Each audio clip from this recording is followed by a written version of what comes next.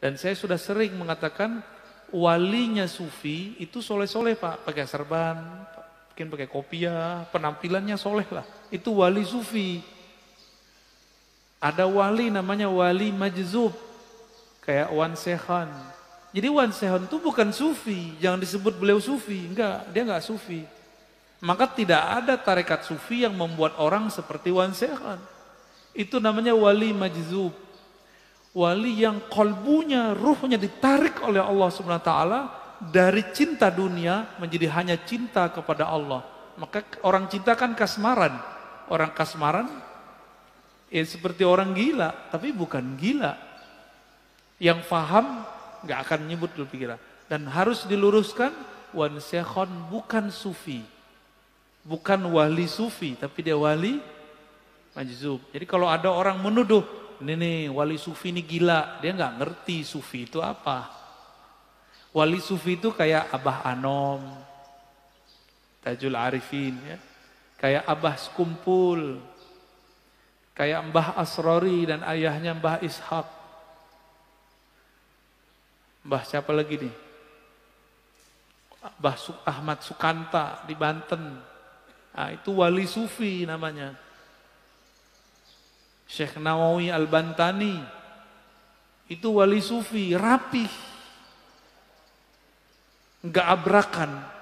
Kalau wali majzub ya abrakan Pak, dan itu bukan sufi, tidak bisa ngangkat murid, cuma bisa ada orang khidmah kepada dia, dia dapat berkah, tapi itu bukan kurikulum tasawuf. Buka kitab ini nggak ketemu namanya wali majzub bisa dijadiin guru, nggak ada. Jadi seperti Wan Sekhon itu tidaklah dapat bisa dijadikan mursyid. Beliau asik dengan mahabbahnya, nggak bisa. Gimana orang mau berguru kepadanya? Jadi itu bukan wali apa sufi, tapi wali apa? Wali majzub. Terus yang ketiga ada wali yang menyembunyikan ma'rifatullah dalam dirinya. Dengan cara melakukan, menzahirkan hal-hal yang membuat orang mencelaknya. Disebut wali malamatiyah. Ini tersebut dalam kitab Imam Ahlus Sunnah, Al-Imam Suhrawardi, kitabnya Awariful Ma'arif, murid dari Syekh Abdul Qadir Al-Jilani yang disepakati ketasawufannya, kesufiannya. Malamatiyah ini, kalau dia ketemu dengan orang yang satu channel dengannya, baru dia tunjukkan baju kewaliannya. Tapi kalau di depan orang-orang biasa, kayak kita-kita ini, dia tunjukin yang aneh-aneh Pak. Yang kira-kira kita nggak akan mengira kalau dia menyimpan ma'rifatullah di kolbunya. Masa si wali begini gitu. Masa si wali pakai celana pendek, misalnya gitu Pak. Itulah kalam Ibnu Athaillah Sakandari dalam kitab Ibnu Athaillah.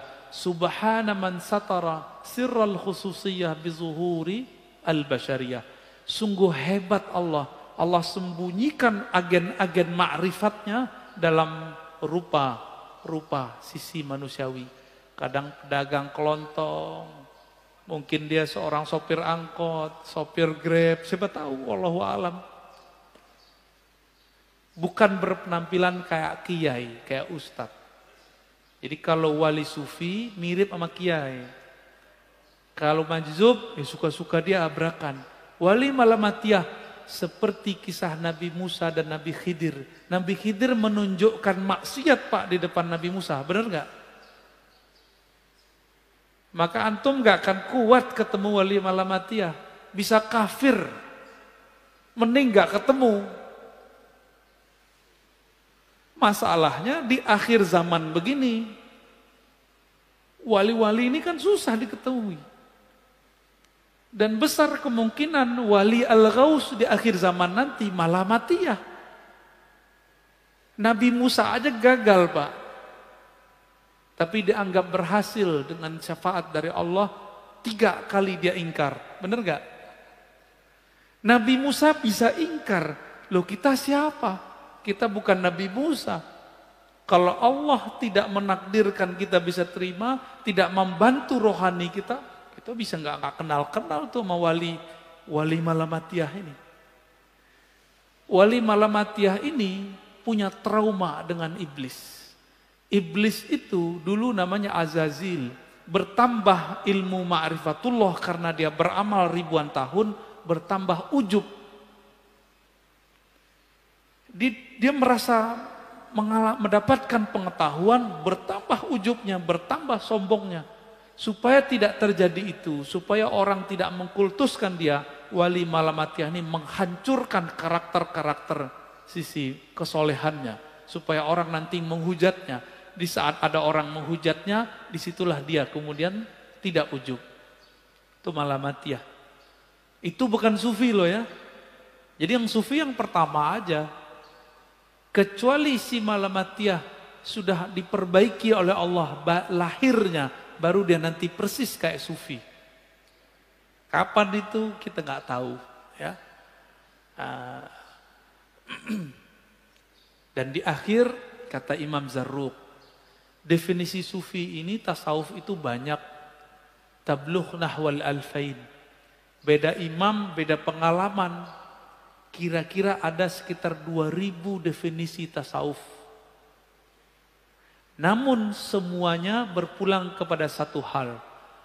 As-sidqut tawajjuh ilallah. Kesungguhan, kejujuran, kebenaran bertawajuh menghadapkan diri kepada Allah. Jadi itulah awal dari doa iftitah, wajjahtu wajahiyah. Itulah tasawuf. Supaya mencapai wajjahtu bisa jutaan cara. Itulah namanya tarekat sufi. Jadi tarekat sufi itu bagaimana koneksi si hamba saat mengatakan wajjahtu wajahiyah. Tadi waktu baca doa iftitah nyambung nggak kepada Allah? Enggak kan? Karena belum punya torikotnya. Ya, belum punya sidqut tawajuh. Lisannya ngomong, kolbunya nggak ngikut. Yang disebut sidik, lisan mengatakan wajah tuh, kolbunya langsung berkiblat kepada Allah Subhanahu wa ta'ala. Berdasarkan itu, kata beliau, apapun kata orang tentang kezindikan tasawuf itu bersumber dari kebodohan mengenai hakikat tasawuf. Ya, jadi tolong sama-sama kita luruskan pemahaman ini. Ya, kira-kira itu. Dan saya sudah sering mengatakan walinya sufi itu soleh-soleh Pak. Pakai serban, mungkin pakai kopiah, penampilannya soleh lah. Itu wali sufi. Ada wali namanya wali majzub. Kayak Wan Sekhan. Jadi Wan Sekhan itu bukan sufi. Jangan disebut beliau sufi. Enggak, dia enggak sufi. Maka tidak ada tarekat sufi yang membuat orang seperti Wan Sekhan. Itu namanya wali majzub. Wali yang kolbunya, ruhnya ditarik oleh Allah Subhanahu wa ta'ala dari cinta dunia menjadi hanya cinta kepada Allah. Maka orang cinta kan kasmaran. Orang kasmaran ya seperti orang gila, tapi bukan gila. Yang faham gak akan nyebut dulu pikiran. Dan harus diluruskan, Wan Sekhan bukan sufi. Bukan wali sufi, tapi dia wali majzub. Jadi kalau ada orang menuduh, ini nih wali sufi ini gila, dia nggak ngerti sufi itu apa. Wali sufi itu kayak Abah Anom, Tajul Arifin, ya. Kayak Abah Sekumpul, kayak Mbah Asrori dan ayahnya Mbah Ishak. Mbah siapa lagi nih? Mbah Ahmad Sukanta di Banten. Nah, itu wali sufi namanya. Syekh Nawawi Al-Bantani, itu wali sufi, rapih, enggak abrakan. Kalau wali majzub, ya abrakan Pak, dan itu bukan sufi, tidak bisa ngangkat murid, cuma bisa ada orang khidmah kepada dia, dia dapat berkah, tapi itu bukan kurikulum tasawuf. Buka kitab ini enggak ketemu namanya wali majzub, bisa dijadiin guru, enggak ada. Jadi seperti Wan Sekhan itu tidaklah dapat bisa dijadikan mursyid. Beliau asik dengan mahabbahnya, nggak bisa. Gimana orang mau berguru kepadanya?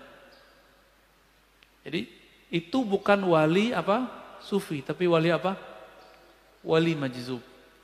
Terus yang ketiga ada wali yang menyembunyikan ma'rifatullah dalam dirinya dengan cara melakukan, menzahirkan hal-hal yang membuat orang mencelaknya, disebut wali malamatiyah.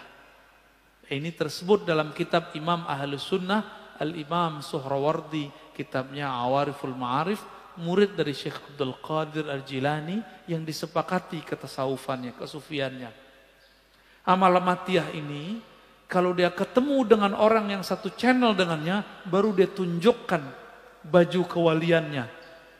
Tapi kalau di depan orang-orang biasa, kayak kita-kita ini, dia tunjukin yang aneh-aneh, Pak. Yang kira-kira kita nggak akan mengira kalau dia menyimpan ma'rifatullah di kolbunya. Masa si wali begini? Gitu. Masa si wali pakai celana pendek? Misalnya gitu, Pak. Itulah kalam Ibnu Athaillah Sakandari dalam kitab Ibnu Athaillah. Subhana man satara sirral khususiyah bizuhuri al-bashariyah. Sungguh hebat Allah. Allah sembunyikan agen-agen ma'rifatnya dalam rupa sisi manusiawi. Kadang pedagang kelontong, mungkin dia seorang sopir angkot, sopir Grab, siapa tahu, wallahu alam. Bukan berpenampilan kayak kiai, kayak ustadz. Jadi kalau wali sufi mirip sama kiai. Kalau majzub, ya suka-suka dia abrakan. Wali malamatiyah seperti kisah Nabi Musa dan Nabi Khidir. Nabi Khidir menunjukkan maksiat, Pak, di depan Nabi Musa, benar nggak? Maka antum nggak akan kuat ketemu wali malamatiyah, bisa kafir, mending nggak ketemu. Masalahnya di akhir zaman begini, wali-wali ini kan susah diketahui.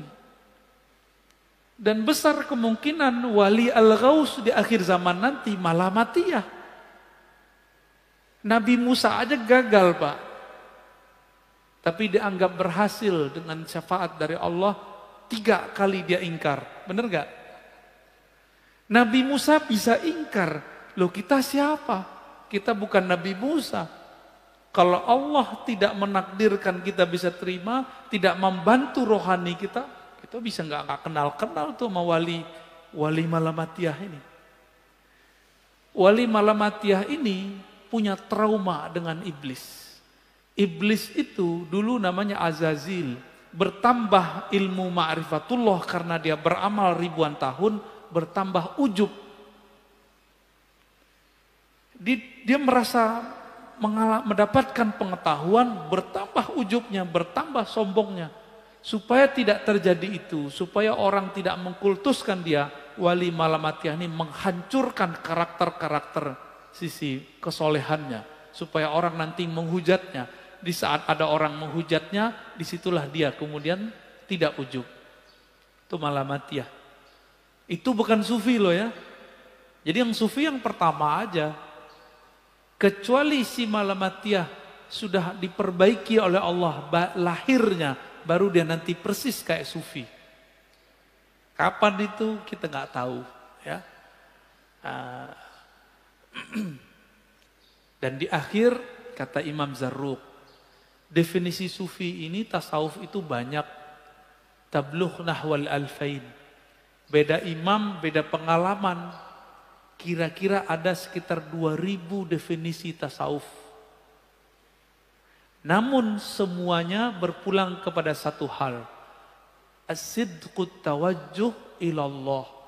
Kesungguhan, kejujuran, kebenaran bertawajuh menghadapkan diri kepada Allah. Jadi itulah awal dari doa iftitah, wajjahtu wajahiyah. Itulah tasawuf. Supaya mencapai wajjahtu bisa jutaan cara. Itulah namanya tarekat sufi. Jadi tarekat sufi itu bagaimana koneksi si hamba saat mengatakan wajjahtu wajahiyah. Tadi waktu baca doa iftitah nyambung gak kepada Allah? Enggak kan? Karena belum punya torikotnya. Ya, belum punya sidqut tawajjuh. Lisannya ngomong, kolbunya gak ngikut. Yang disebut sidik, lisan mengatakan wajah tuh, kalbunya langsung berkiblat kepada Allah Subhanahu wa ta'ala.